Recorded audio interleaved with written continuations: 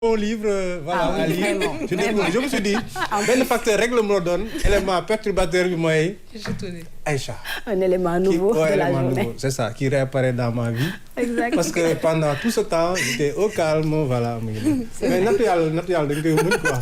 Alors, nous, mbokk téléspectateurs yi, wax leen ne aussi, voilà, c'est un plaisir de vous retrouver. Aïcha, Rougui, alors Fadilou, Diko Dalal, notre jeune écrivain. Absolument. Et poète, voilà, dañuy wax fan la jaar pour écrire ce recueil de poèmes. Exactement. Parce que quand même, voilà. Il y a à féliciter. Voilà, c'est à féliciter. Et puis, exemple aussi pour les jeunes qui veulent écrire, comment écrire. Tout à fait. Qu'est-ce qu'il faut écrire. Exactement. Voilà, man je suis li ma gën a neex mooy maturité bi nekk ci bind yi ci texte yi vocabulaire bi dañuy wax un peu Fadilou fan la jaar donc voilà. ci kanam lay doon ci kanam incha allah. Exactement. Alors, Aïcha Touré, toi, tu stresses aujourd'hui. Yow, lan la? Man! Lan la? Man, je stresse pas de. Loo def? C'est que Abdourahmane daa zen. Wala écran yi ñoo bees. Waa gisoo nii. Zen.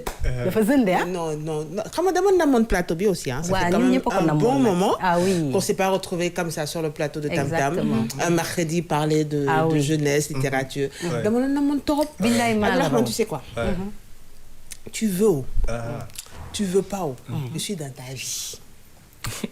Je suis ton cil qui est sous tout ton œil là. Tu as compris. Donc ça c'est clair, on est à jamais. Cil sur l'œil. Oui. Acha. Lu na nga def. Sant rek namoon la. Ma la raw. Mais tu es toute jolie. Merci. J'adore ton look. Merci parce que justement danga ma yónni woon. Petite décoration. Dëgg la. Ma dem yéen on dit quand on t'envoie faut savoir t'envoyer. Ah, tu vois. Donc oui, je suis allée m'envoyer bien dans une petite galerie qui se trouve à Dakar. Galerie bi day def un genre de mix de métissage de décoration contemporaine. Très bien. Avec tout ce qui est art africain. Mais ci mobilier lañ koy defee, c'est-à-dire mobilier ay chaises, fauteuils, des bancs, des tables à manger, etc. Avec du bois, mais du bois reconditionné. Mais la plupart des matériaux qu'on a utilisés, c'est de la récupération. Super. Alors dinañ ci gis dara ci kanam lay doon waaye tamit suñu invité Fadilou Mbengue, un jeune poète en herbe. On va dire nuyu naa la di am mbégte nag dalal la ci plateau bi pour mën a encourager jeunes yi mel ni yow ñiy oser mettre la main à la pâte nuyu naa la. di la nuyu bi maa ngi nuyu tamit monsieur Mbengue ak ñi nekk ci plateau maa ngi nuyu tamit téléspectateurs yi ñuy seetaan. Alors naka waa terminal bi. waa terminal bi Saint-Joseph c'est ça? Non Cour Sainte-Marie lii. non Cour Sainte-Madame c'est Kabiskou. D'accord. Kabiskou. nuyu leen on leur fait un coucou. waaw maa ngi leen di nuyu xam naa ñu ngi may seetaan instant bi maa ngi nuyu sama waa classe waa TLB. maa ngi nuyu suñu directeur. monsieur Koné ak tamit tous les professeurs. tous les surveillants maa ngi leen di nuyu bu baax moom. Excellent. Nous leur rendons hommage. Depuis Saint-Joseph, c'était le collège, hein? Oui, le collège c'est Saint-Joseph. Après ma dem fa. Kabis. Depuis que tu as le livre B, tu es devenu une star, voilà. Comment ça se passe? Non, pas vraiment, parce que je suis pas très connu quand même. Mais bon, écrivain va aller voilà, loolu dëgg la parce que su ma rombee depuis mu génn gars yi dañu naan waaw c'est l'écrivain. C'est l'écrivain. Ça c'est très bien, c'est super. Voilà, noonu la demee nag. Alors dañuy dem seetaani la décoration. Aïcha Touré demaloon ñu fa ñu dellusiwaat daal di tàmbali.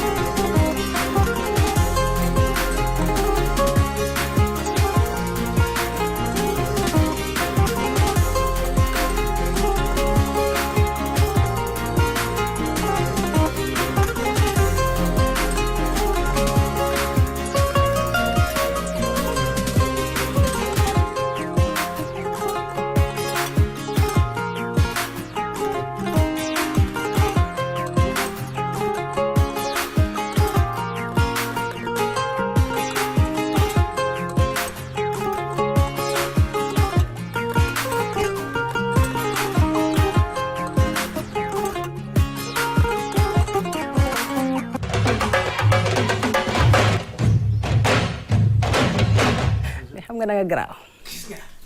xam nga da nga garaaw. trop. yow Abdourahmane lu mu wax si yow rek. dafa am lu des. parce que xam nga nag ci pet danaan ma non Aïcha elle cartonne quoi.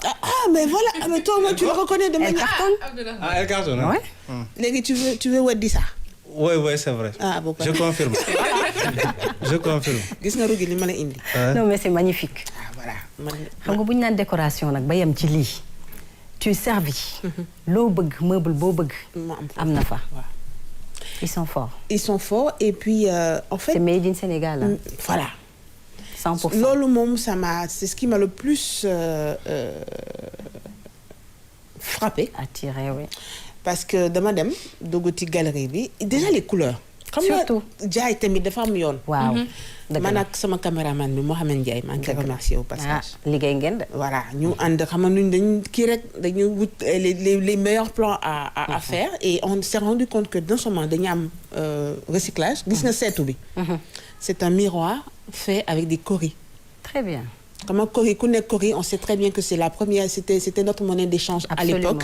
Et ça signifiait beaucoup de choses pour une ancêtrerie. Tout à fait. Mu ngi nii am na version yu bare lii ay coussin la c'est un canapé recyclé nag.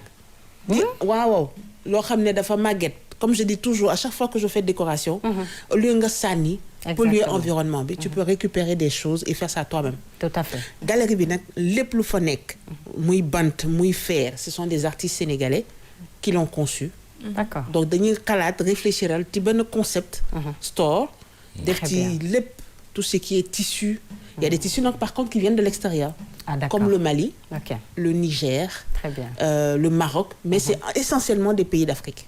Tout à fait. Et c'est magnifique. Alors, est-ce qu'ils vendent en même temps? Oui, dañuy exposer di jaay. C'est presque des pièces uniques.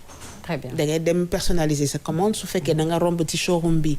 gis loo xam ne daf la neex. Il y a tout à l'heure on a vu une table en bois. bois boo xam ne c'est assez spécifique. C'est une salle à manger qui a été dessinée par un designer sénégalais. Et table par exemple mën nga commander et puis après ñu livrer la etc. Magnifique. Abdourahmane. Ouais. Faut pas aller. fii de boo fa duggee lu la neex am. Ouais, c'est intéressant. Et puis xam nga aussi recyclage bi ça permet de valoriser maanaam benn matière boo xamante ne dañ ko waroon sànni wala dañ ko waroon dafa waroon yokk mbalit quoi. Surtout. nga defaraat ko. loolu am na solo maintenant. J'ai vu également que les couleurs aussi c'est des couleurs très chaudes parfois. Surtout. Couleurs africaines. Surtout. On voit il y a beaucoup de soleil et cetera. dëgg la. Mais am na lu mu wax aussi li nga xam ne day andi touche originalité bi. mooy ñu personnaliser la. cette décoration et cetera. Ce qui n'est pas très évident. Parce que affaire am na ñaari domaine lu wàllu ci wàllu habillement. ak wàllu décoration.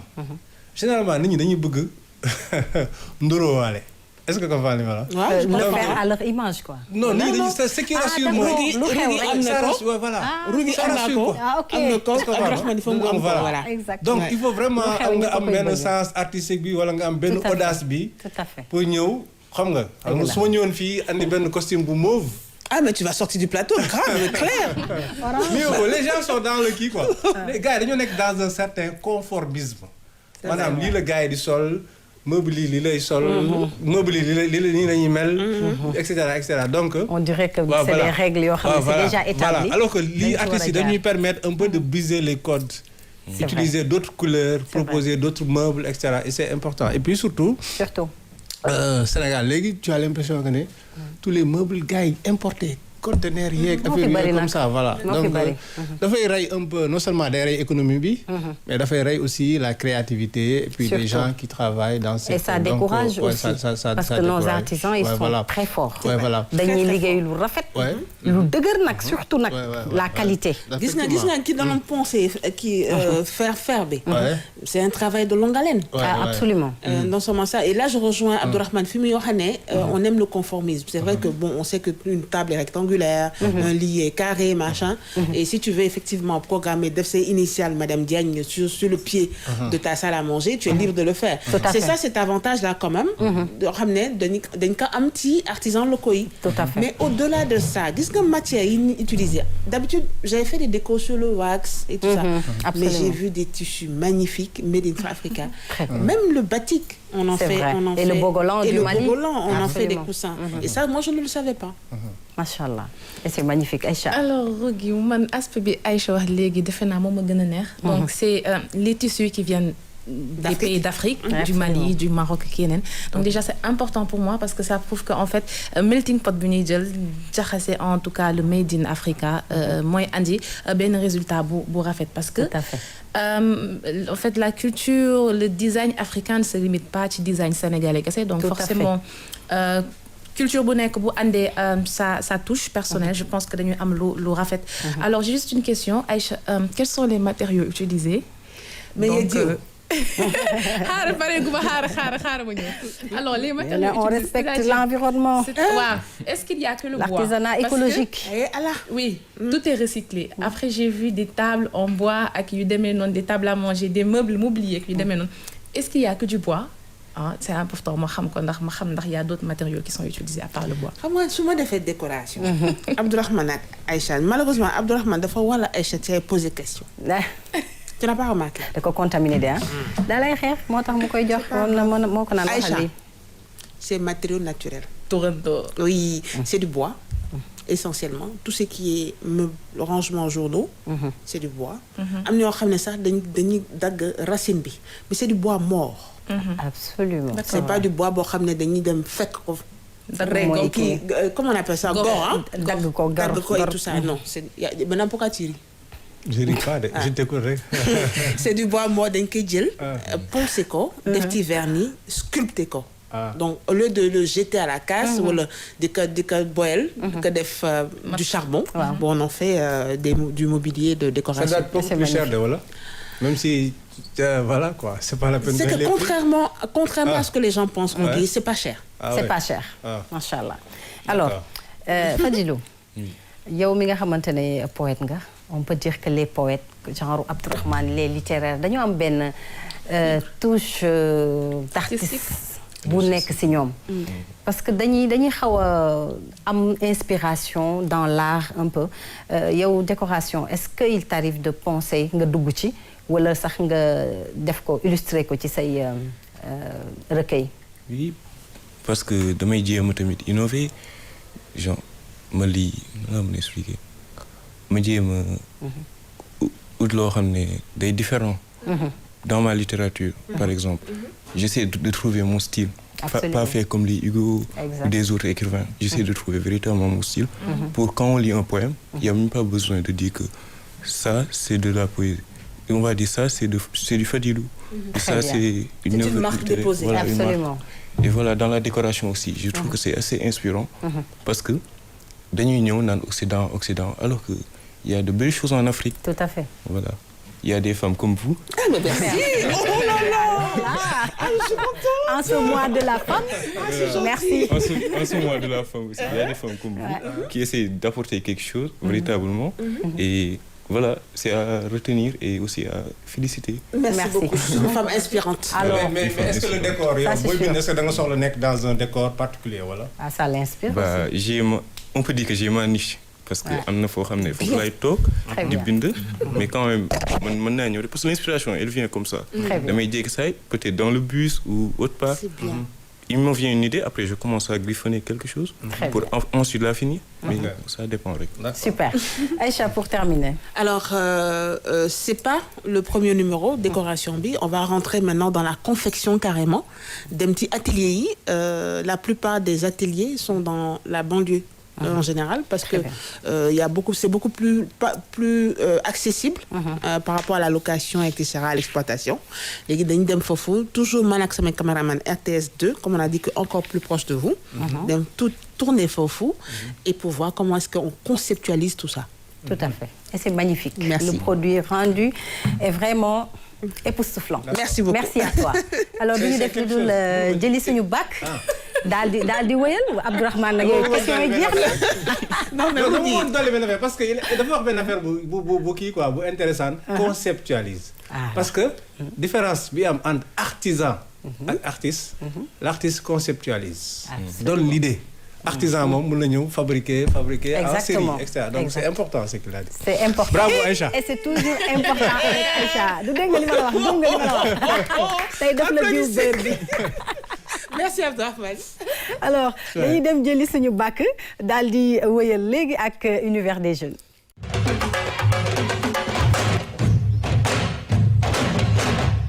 Mu nekk ay ndaw comme moom mile. Parfois ñu am ay difficultés avec la justice, parfois ñu nekk ay victimes ci ay toroxal ay métital ak yu mel noonu mu am nag centre yoo xamante ne nguuru Sénégal daf ko fi teg pour dimbale gone yooyu nga xamante ne ñoo nekk soit victime, quel que soit alpha, man sax dama naan c'est des victimes parce que il faut voir les causes quand on est nu ñu koy waxee terme bi délinquant wala yooyu. On est victime parfois. C'est ça. Yenn saa yi nag bu fekkee victime nga aussi dafa fekk ne violence la ñu teg sa kaw Aïcha. Waaw Rogué, alors pour la majorité de ces filles-là, elles sont victimes de maltraitance. Donc maltraitance mën na nekk viol, mën na nekk pédophilie, inceste, en tout cas toute forme de violence sexuelle, des violences physiques tamit, wala ay des enfants yoo xam ne ils sont issus de parents divorcés, wala orphelins de père ou de mère, wala souvent xale boo xam ne ay mbokkam mënuñu ko téye tout simplement parce que xëy na ay waajuram dañoo génn àdduna. Tout à fait. Donc mu nekk benn centre boo xam ne donc c'est la seule structure au Sénégal buy accueillir des jeunes filles dans ces situations-là. D'accord. ak des jeunes filles yu nekk en conflit avec la loi. Donc ay mineurs quand même de 0 à 18 ans wala de 0 à 21 ans. Donc centre boobu noonu mi ngi tudd centre polyvalent de Thiaroye. mu nekk voilà ñu dem xooli élément bi laata bu ñu ñëwee nga yaatal dañuy dem xooli élément bi dellusiwaat.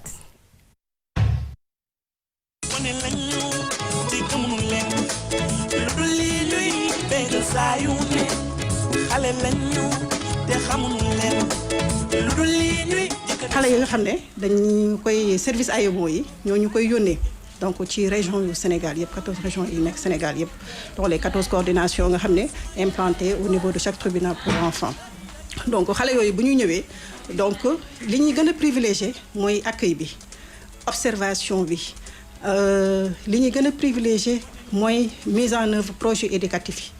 nga xam ne xale bu dugg ci centre rek xale bu ci nekk rek kuy dugg rek war na am projet éducatif parce que loolu moo lay permettre pour que nga mën a suivre xale bi nga xam ne xale bi bu muy commencé di dugg ci centre bi ba mu muy génn donc booy xool genre xale yooyu la ñuy kii ci centre des enfants victimes aussi le divorce des parents dañuy tax xale yoo xam ne dañuy perturbation sur le plan psychologique les parents l'un des parents sont décédés donc les enfants sont laissés à eux-mêmes donc nekk ci mbedd bi ak yooyu donc ces enfants là on récupère donc service AEMO yi moom mooy jéeg daye yooyu nga xam ne moom mooy def liggéey boobu nga xam ne bu ñu ñëwee ci centre bi par le biais donc du juge du tribunal pour enfants nga xam ne ñoom ñoo fi placé centre bi parce que xale yi dañu am ordonnance de garde provisoire. Pour les offres éducatives dañu am une section élémentaire donc CI la ba CM2 donc une section enseignement technique professionnel nga xam ne y a la couture la coiffure et la restauration. xëy na peut-être dans les perspectives pour augmenter les offres éducatives donc il est prévu ñu au moins ouvrir benn kii en sérigraphie pour les jeunes filles donc rattaché ko à la section enseignement technique professionnel pour les draps parce que la section la sérigraphie aussi ça marche très bien.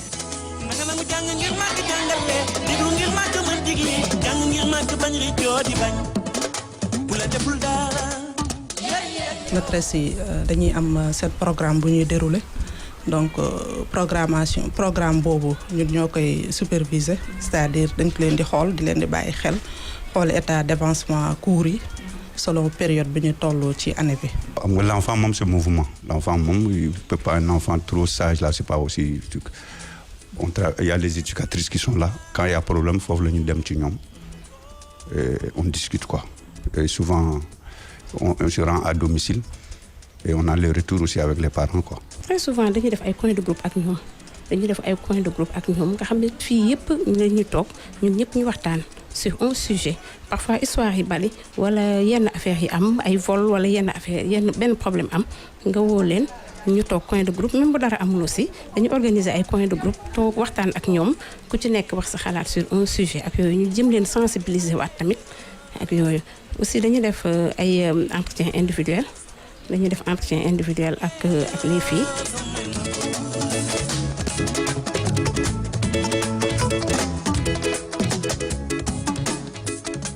Début d'année, il y avait 4 ou 5 qui ne savaient pas lire. Carrément, ils ne savaient pas lire. Ouais, c'est ça arrive parce que les gosses n'ont pas tous commencé ici. Mais maintenant, tout le monde lit. day am bulletin premier semestre bulletin deuxième semestre mooy bulletin bi moom mooy décider avance kii passage xale bi en classe supérieure.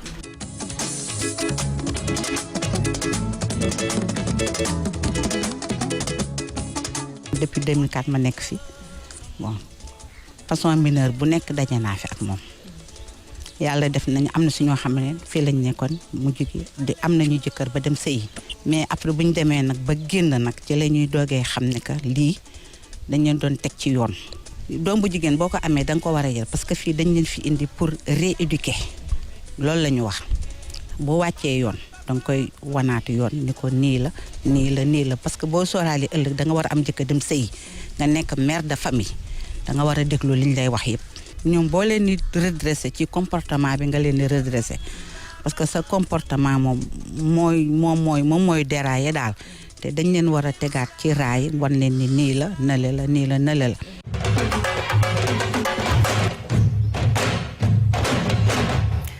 Aïcha, c'est émouvant hein. ñu nekk ay ndaw nekk ay jigéen en ce mois de la femme ñu ngi leen di rendre hommage ñoom itam di leen ñaanal yàlla rek insertion bi daal di doon lu définitif loo xam ne dina tax ñu des ci seen i njaboot. donc comme ni nga ko waxee ñu doon ay jeunes filles donc gis naa leen xëy na ni mu demee caméra bi moo tax mënuñu leen wane mais y a pas mal de jeunes filles foofu donc ñu nekk ci internat bi donc il faut dire que c'est assez émouvant. donc boo leen gisee déjà da nga leen di gis am na ñoo xam ne ni ci ni nga leen di gisee da nga xam ne elles ne sont pas encore stables. donc doo xam bu baax seen histoire mais bon comme on a dit c'est des filles forcément qui ont été victimes ci seen biir famille ak yu demee noonu donc souvent ñoom dañuy rencontrer ay difficultés ak jigéen yooyu parce que ku ne xam ne ni jigéen dafa xaw a métti ci yar beeg yooyu. surtout que c'est des filles adolescentes. Absolument. Donc pour les filles en situation de conflit avec la loi donc c'est jusqu'à 18 ans. D'accord. Pour les filles victimes donc c'est jusqu'à l'âge de 21 ans. donc mën na dem ci lañ leen di héberger c'est-à-dire bu ñu amee plus duñ leen mën a jël. donc en cas peut-être de force majeure lañ leen di jël au-delà peut-être 1 an ou 2 ans un peu plus bu fekkee ni peut-être li ñuy jàng dañu redoubler wala yu demee noonu. parce que am na cycle boobu mi ngi koy wax sànq CI ba CM2. donc c'est pour tout le monde c'est pour même xale bu ñëw mën nañ ko inscrire ci école bi góor comme jigéen. très bien loolu mooy école bi c'est l'élémentaire. mais pour li nga xam ne mooy couture coiffure ak restauration c'est que pour les filles. donc AEMO moo leen di yóbbu ci li nga xam ne moom mooy centre boobu noonu donc ci bi ñuy dem ci AEMO ci la ñuy choisir la lañ bëgg. dëgg la suivre. donc bu ñu demee ñu suivre ko pendant 3 ans. du ko wees à moins que ñu redoubler wala yu demee noonu. donc après ñu continuer foofu noonu nekk ci internat bi aussi. très bien mais jàng bi lan la. jàng métier la. wala jàng école normale. d'accord alors ça dépend bu fekkee dañuy ñëw ci âge bi nga xam ne dañu war a jàng ci élémentaire. dañuy jàng élémentaire. dem ba CM2. léegi au-delà de la classe de CM2 ci la ñuy def couture. coiffure wala restauration ñoom ñooy tànn. donc bu dee couture. c'est d'abord la théorie après la pratique dañuy ñaw. bu dee coiffure ay létt la ma demee gis naa fa ay xale yu jigéen ñuy léttante seen biir exactement donc ñuy léttante out mèche ça dépend ci emploi du temps bi wala maquillage di ko jàng. bu dee restauration dañuy am tamit emploi du temps lan la ñuy togg tey. bu dee dañuy roussi wala yu demee noonu donc ñu dugal xale yi ci waañ bi rek gis naa soos bu neex foofu de lii lan la. lu neex waa ceebu je pense ceebu jën lañ doon togg fàtte naa sax. ñu lug bi de moom defoon naa ñaari ci bu neex mais voilà mi ngi noonu donc c'est une parenthèse. mi ngi noonu donc di wax ni xanaa rugi donc juste balaa ma lay bàyyi nga yeggali ñu gën a bàyyi xel xale yi parce que gis naa fa ñoo xam ne ni da nga leen di gis ñu nekk ay xale yu ndaw donc je sais que peut-être doo xam lépp mais da nga xam ne ni am nañ ay problèmes te mënuñu fa nekk tout le temps elles peuvent pas plutôt rester là-bas tout le temps donc à un moment donné il faut que ñu quitter ñu bàyyi donc il faut que ñu gën a bàyyi ñu gën ci bàyyi xel Aïcha, ce sont des filles hein te ku nekk jigéen nekk yaay rek da ngay xam ne c'est parfois difficile d'éduquer surtout à cet âge-là l'adolescence wala balaa nga ci egg c'est très difficile. Mais ñu gën ci waslu ak xanaa. Oui, non seulement c'est difficile, mais il faudrait savoir que phénomène de délinquance, surtout dans une société comme la nôtre, c'est assez mal vu. Comme déjà, être une femme, déjà c'est pas évident. On est dans le mois de la femme. Tout à fait. On est en train de se battre pour certains de nos droits. Exact. Mais des femmes délinquances, am vagabondage. Dëgg la. Société bi nag da lay xool. su fekkee sa yaay su la waxee benn nga wax ko 20. Wala précarité bi wala pauvreté ni tontu loolu yëpp c'est des aspects yoo xam ne la société est en train de entre parenthèses fabriquer Absolument. un genre de délinquance juvénile. La société fabrique aussi parce que les parents sont divorcés am ñu xale yoo xam ne dañu supporter séparation seen parents. C'est vrai. Et ça c'est peut un être traumatisme. Si les médecins, les psychologues l'ont prouvé que day nekk loo xam ne day déstabiliser xale bi. Exactement. te pour montrer à ses parents wala à sa famille que moom dafa nekk lu important ci famille bi day def yoo xam ne. Il va attirer l'attention. Exactement. te loolu mooy indi délinquance juvénile. Délinquance boobu la Abdourahmane. Oui, sujet bi dinaa ci sawar a wax trop parce que déjà.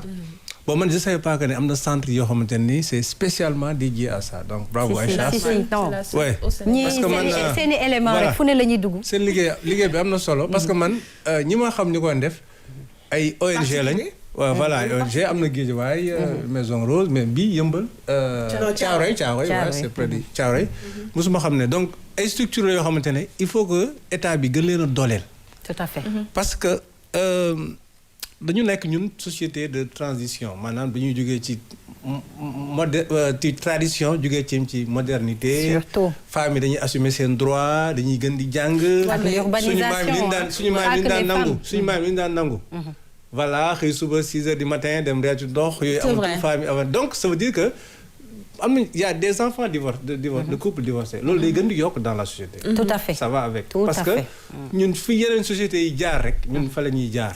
C'est vrai. Avec la modernisation dafay am ay conséquences. Absolument. Aussi, parce que femmes yi dañuy revendiquer gis nga soo demee tey. lu ñu naan le taux de divorce yi xam nga la mooy phénomène bi.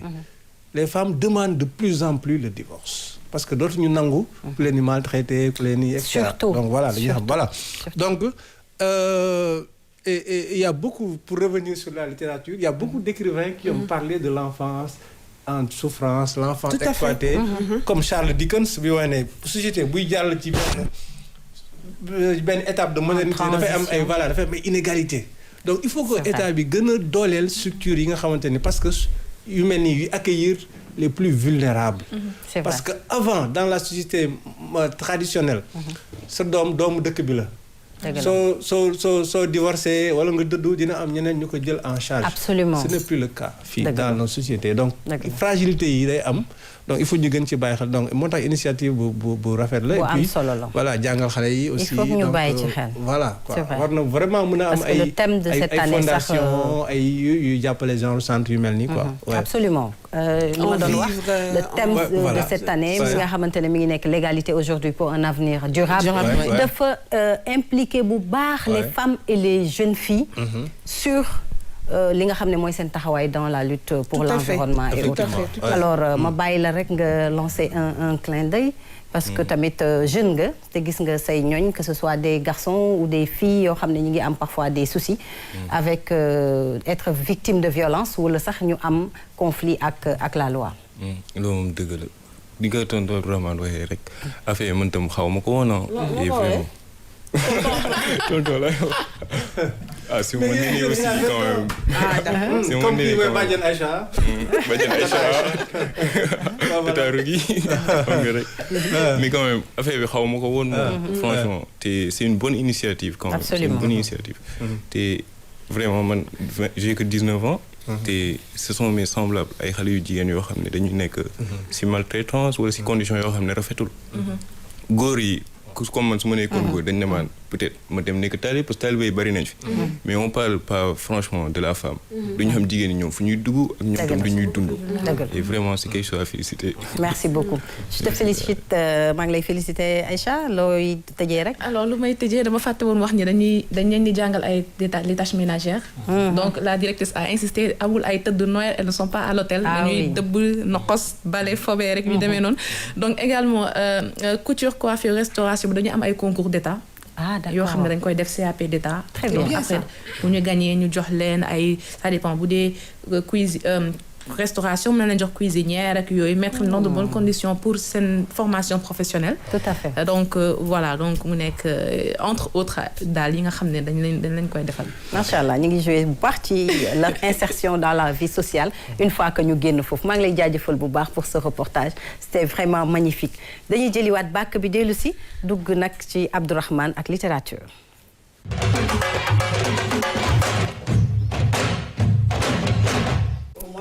ni ñu ko waxee littérature tey ñuy waxtaanee avec un jeune poète nga xam ne rek jàmbaar la parce que malgré qu'il est en classe de terminale mi ngi activé wu bu baax a baax ci wàllum littérature bind recueil de poèmes bi nga xamante ne tey moom la ñuy waxtaanee Abdourahmane. oui effectivement Mouhamadou Fadilou Mbengue donc voilà et mu bind les mots de mon cœur aux éditions Jour et Nuit.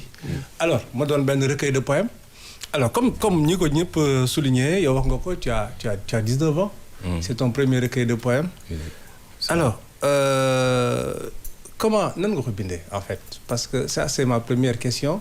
Est-ce que ay poèmes yoo xam ne bind nga ko depuis longtemps wala voilà c'est venu comme ça comment ça s'est passé. Bon man moom je suis un grand amoureux de la littérature. yàgg naa commencé bind depuis enfant mais bon je me suis sérieusement mis l'année dernière. Vers novembre, quelque chose comme ça, et j'ai commencé à écrire.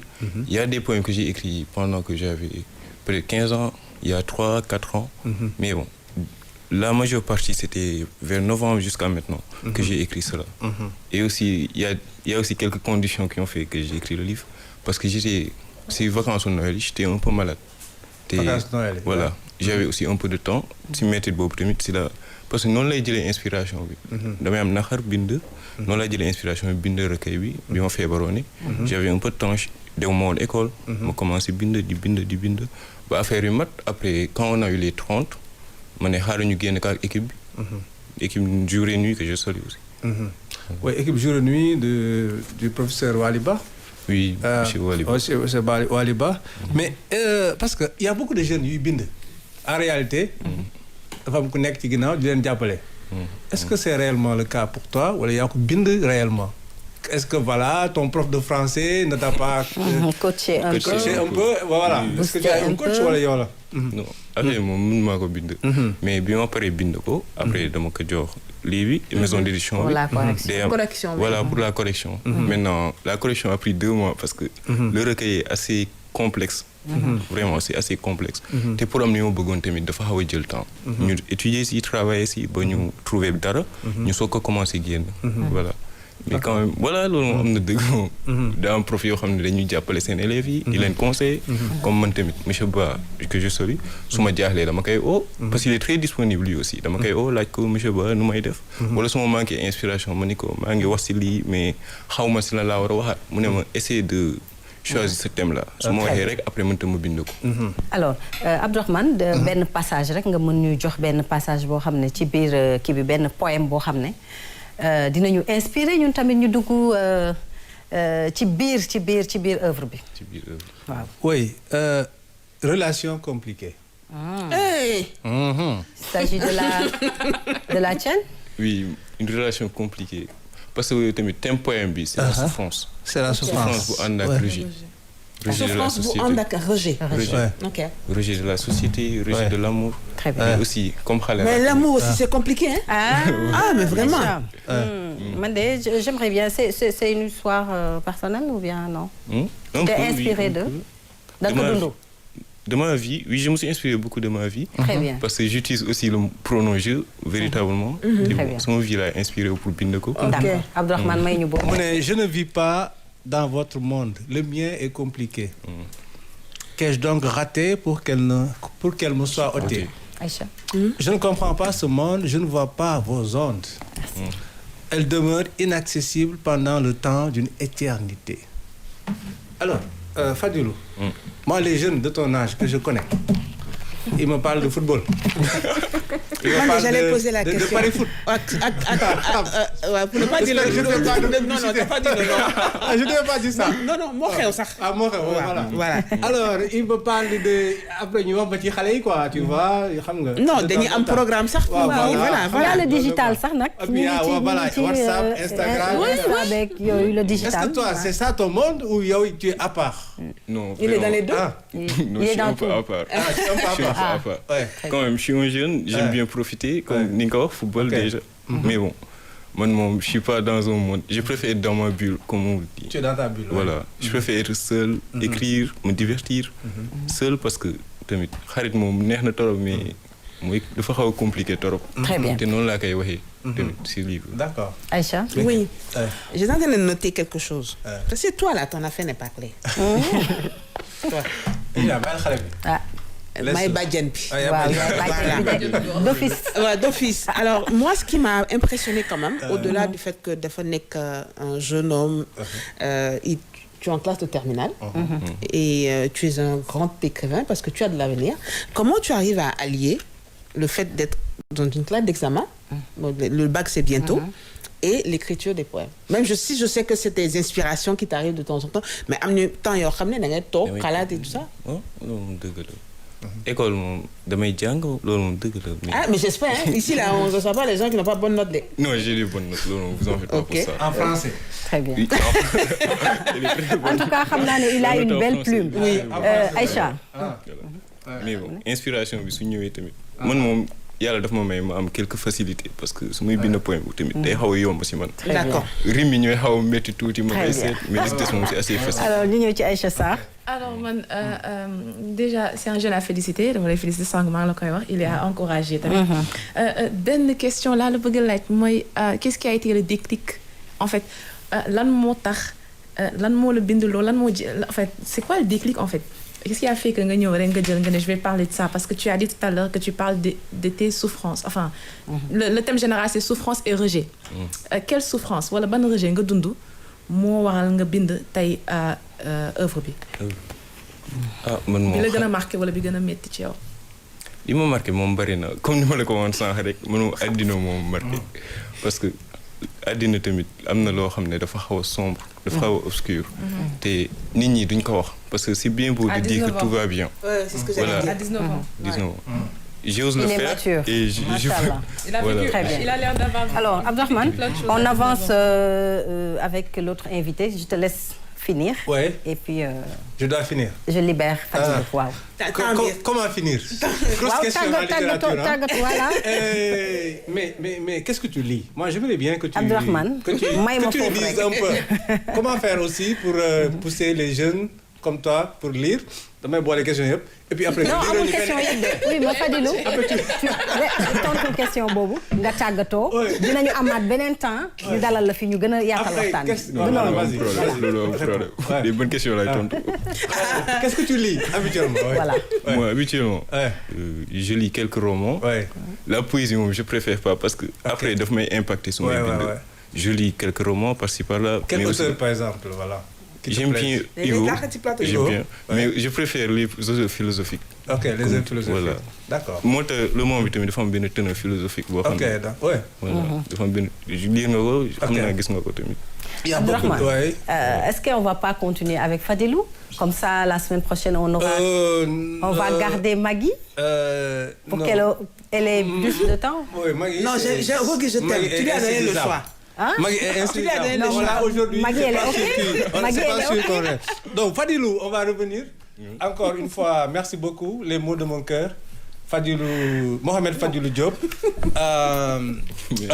19 ans. Merci Abdourahmane. Voilà, merci beaucoup. Non, tu as fait ton choix, Kay. Merci. Alors, ñu ngi lay remercier bu baax di la encourager di la féliciter aussi hein. Di la ñaanal rek bon vent dans ta future carrière de poète. Dañuy dem régie nag bégal leen dellu si waat doog a continuer. Docteur. Grand corps malade moom lañ doon seetaan léegi de la journaliste et poète slameuse Maggy maa ngi lay nuyu di la dalal ci plateau Tam Tam. maa ngi lay fay bu baax di kontaan di nekk fii. Merci beaucoup. Alors Maggy, elle est poète, elle est slameuse, elle est journaliste. Pourquoi toutes ces facettes de Maggy? Bon, disons que ben génn ci wàllum communication. Parce que à la base passion bi loolu la. C'est le fait de passer des messages. Voilà, à travers différents styles, peut-être de différents métiers aussi, mais lépp ci mu ngi tënk ci wàllum wax ak jotali. Exactement. Abdourahmane, Maggy day participer bu baax tamit ci la lutte contre les violences faites aux femmes. Oui, 8 mars, journée internationale pour les droits des femmes. Alors, nan nga ko célébrer yow journée mondiale bi? Bon, déjà ça m'a fait plaisir di gis ay nit di dugal ci statut ci tout, surtout di wax ci jigéen di wax ci màggaayu jigéen, mais man personnellement defuma benn activité boo xamante ne mën naa ne lii moom laa ko célébrer parce que pour man chaque jour c'est la journée de la femme. Et ci li may faral di wax à chaque fois qu'il y a un événement, je dis c'est bien beau que ñu jël benn bés consacré ko dara ku nekk def ci benn activité ku nekk xeex ci sa wàll, mais pour man li gën mooy chaque jour nga dëkkal di def loo xamante ne moom mooy taaral kooku noonu wala affaire boobu noonu ngay wax. Voilà, donc pour moi c'est pas qu'une question d'une journée, mais chaque jour je suis là pour la femme. Chaque jour combat comme da nga nekk ci combat boobu lan nga ci def de concret pour cette année lan nga... Pour cette année, j'ai participé à des émissions. Très bien. Donc à travers ma voix, j'ai sensibilisé. Voilà, j'ai sensibilisé, j'ai déclamé des textes donc pour arrêter la violence faite contre la femme. Voilà, donc Lola donne texte. Pourquoi ce nom si frappant? Ça fait frissonner en fait. Comment? D'amour. J'ai pas la question. Alors, Mané, pourquoi ce slam-là destiné à qui? Ce slam est destiné à toutes les femmes, mais d'abord aux hommes avant les femmes. D'accord. Parce que ñoom lañu war a indexer pour les occasions de telles occasions. On dit que la femme est un peu diaphane. Je suis d'accord, on n'a pas cette force physique là boo xamante ni nit mën na ko gis, mais on est plus forte mentalement. Loolu ñu bari duñ koy faral di sóoraale. Tout à fait. Parce que dañuy attan loo xamante ne parfois sax góor ñi duñ ko attan. Dëgg la. Ouais, parce que moralement on est plus préparé peut-être par la société à être à être des mères, à être des sœurs. Donc booy nekk xale rek on est très forte. On a le sens de la responsabilité. Donc li ñu war a waxal peut-être quelque part c'est les hommes pour que ñu gën a am yërmande, pour que ñu gën a am ouverture. Pour que ñu gën a di bàyyi xel jigéen ñi bu baax a baax ci lu bari, que ce soit dans le milieu professionnel ou amical et entre autres. Dëgg la Abdourahmane heure bi nag daf ñu xoj tey parce que li mu demee la dama lay bàyyi nga terminer ak moom. Elle va nous faire un slam. Bien sûr dinañu buy tëj léegi. Ma question mooy est-ce que jàppaloo ne le fait que ñu def ko benn genre fête. Oui. Est-ce que nekkul loolu dafay war a nëbb te alors que lutte la en fait. Militante yow militante nga. am na ñoo xam ne dañ naan xeex la du fête. Parce que li ñu war a wax duñ ko wax dañuy mettre l'accent sur nduro waale yi. Mais Abdourahmane ñëw na si. nee na il a fait des émissions par rapport à ça. Mais est-ce que fête bi sens bi ñu ko jox. est-ce qu'on est un peu en train est-ce que nekkul duñ ko détourner. Oui, réellement parce que gis naa ci sax ay blagues en BD. yoo xamante ne dañ leen a jox journée bi rek juste pour que ngeen sentir seen bopp un peu avec flatter votre ego quoi en quelque sorte. Et pour man c'est vrai, quelque part c'est vrai. Quelque part c'est vrai parce que à la base c'était pas pour que ñu ànd di tàccu di fecc. À la base c'était pour qu'on revendique des choses. Voilà, suñu yaay yi ñoom la nee naa leen démb ñoom ñoo xatal tali bi dañuy génn musóoru et tout. Mais ça leur fait plaisir, d'accord. Mais mën nañu xool chaque année, chaque 8 mars def benn évaluation. Parce que loolu lay jëriñ aussi. Du 8 mars ren bi ba 8 mars déwén bi qu'est-ce qu'on a demandé et qu'on a obtenu. Lan moo xew ci diggante bi. Est-ce qu'on a eu gain de cause ou pas. Parce que à chaque fois il faut que ñu teg benn pas ci kanam aussi. Mais c'est pas comme si c'est un éternel c'est une rediffusion voilà. Chaque année on fait la même chose, on se retrouve, on danse, on nous donne de l'argent surtout dans les entreprises, dem leen ngeen togg dem leen ngeen lekk et tout. C'était comme si on nous appâtait. Ñun de nag fii moom RTS dañoo defal formation, une session de formation sur le genre couronnée nag d'une belle fête. Merci à la direction générale et à tout le personnel de la RTS. Alors Abdourahmane jeex na tàkk sax ma bàyyi la nga tàggatoo rapidement. Non day tàggatoo ak lu tëjaale. Sama xarit la il va me conseiller. C'est un plaisir de vous retrouver à nouveau ci plateau Tam Tam bu mercredi. Donc maa ngi lay remercier Abdourahmane ak di remercier say invité di remercier Rougui Aïcha Touré sama turando di remercier mbokk téléspectateurs yi doon seetaan ci biir émission Tam Tam. Merci di leen wax à la prochaine inchallah. Merci Abdourahmane. yaay mujjee yow maa mujjee waaw. bàyyi ko du tàggatoo. Oui, merci waay. C'était un plaisir comme d'habitude de partager avec vous le plateau. Nous les remercier suñu invité yu xarañ yi. di leen di jox dig daje samedi. Je dis toujours samedi. Vendredi pour Tam Tam Affairage. Très bien Abdourahmane. waaw di remercier ñi nga xamante ne ñooñu dañ seetaan. defal nànk. bu ko perturber laisse-le Aïcha. Mais je suis obligé d'accélérer. Voilà, et puis voilà, de remercier tout le monde. Fadilou, de rappeler Mohamed Fadilou Diop, les mots de son cœur. Et puis les mots de mon cœur, Mohamed Fadilou Diop, 19 ans seulement. Beaucoup de talent. Tout à fait. Et puis, Madjigué, une dernière question. Dans le milieu de l'islam.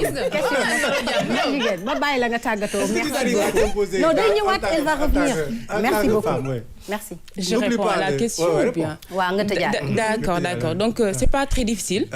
Disons parce que nous ne sommes pas très nombreuses dans le milieu du slam. Et également, le milieu du slam est un milieu assez ouvert, peut-être un peu différent, si j'ose le dire, des autres milieux artistiques.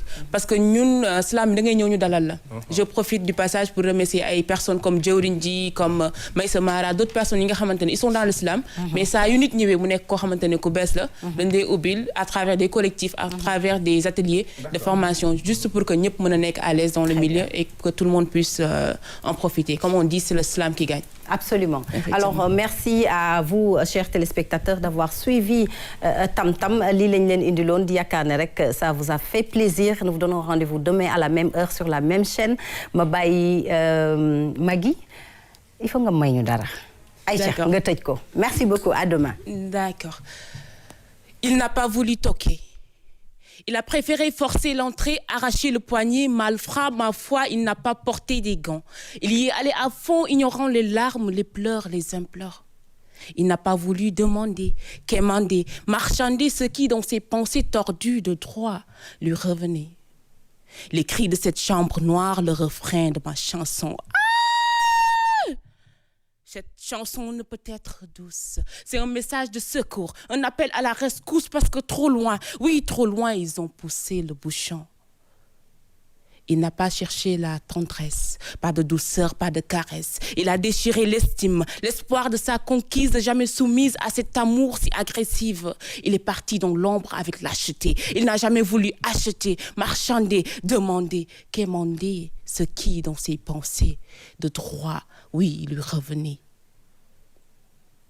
Les cris de cette chambre noire, le refrain de ma chanson.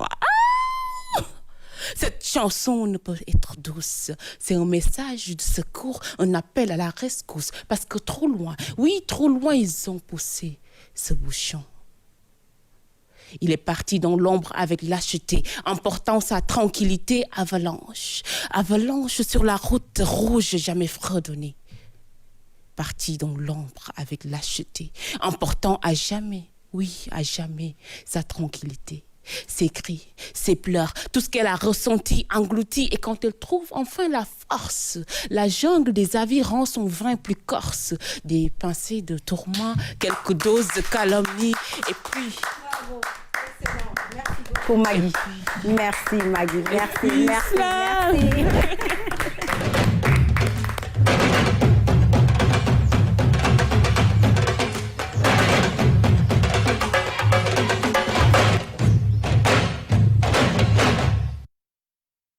C'est la journée de la femme, les femmes, à vous les honneurs.